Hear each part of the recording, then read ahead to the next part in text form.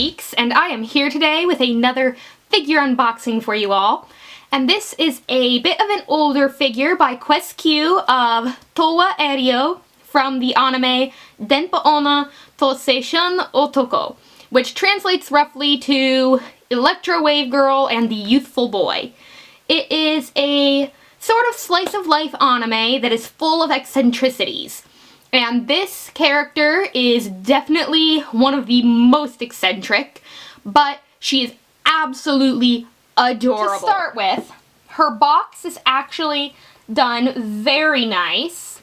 It has a sort of lightning bolt night sky pattern on it. There are windows all around, a picture of Erio on the back, and then there is no window on this side, but there is a large image of the figure. The top has a window that is shaped like a UFO, which I thought was a cute touch. And I actually bought this figure pre-owned from a user on MFC, and they kept this box in pristine condition. So kudos to them. The first part of the base is just your average black disc, super boring. Not anything special. However, it has this awesome UFO that sits on top of it. Look how well that fits into my background here. And it's been cut off at the side so that it lays flat and she is not off balance. I did actually have quite a bit of trouble getting the UFO onto the black base.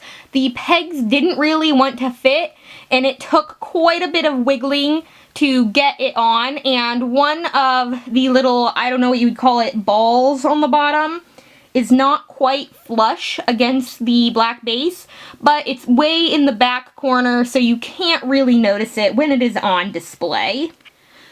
Here is Erio herself off of her base. I love the way Q sculpted her. She does have a few rough spots, which I will address, but overall, she's a beautiful figure.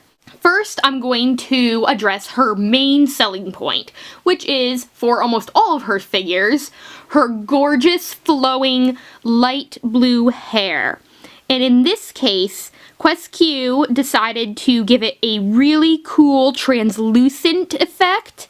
However, it was sort of a win some, lose some, because this is absolutely a gorgeous effect. However, there are some rough spots on her hair where there's like extra molding or chipping, but overall, the way they did her hair is beautiful. The way that flows and the way they sculpted separate strands is very convincing. It definitely makes it look like hair.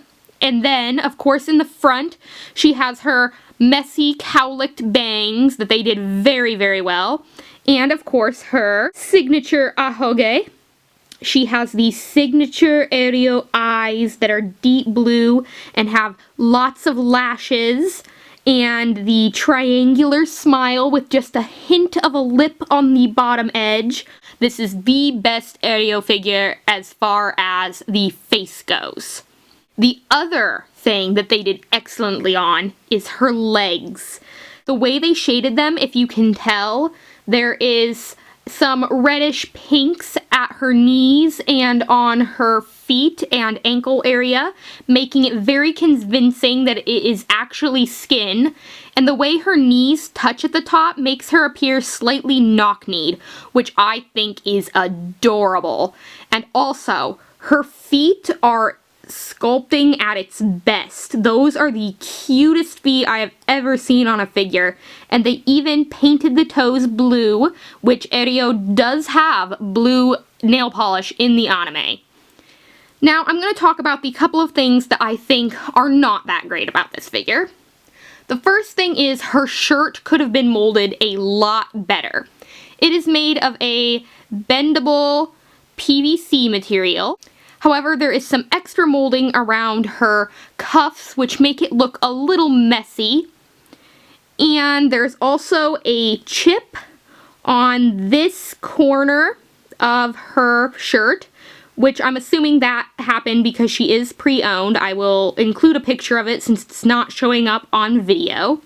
And overall, her shirt just doesn't have really any shading in it, and I definitely think they could have put more shading in it because her skirt does have a fair amount of shading. And I do want to address that her skirt is a very squishy PVC material that I don't think would break very well at all.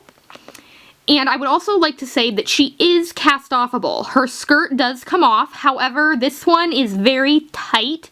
I tried to take it off a little earlier, but it was really tight and I was afraid of breaking her, and I do not plan on displaying her without her skirt at all, so I didn't want to risk it. But I will let you know that yes, you can technically take off her skirt.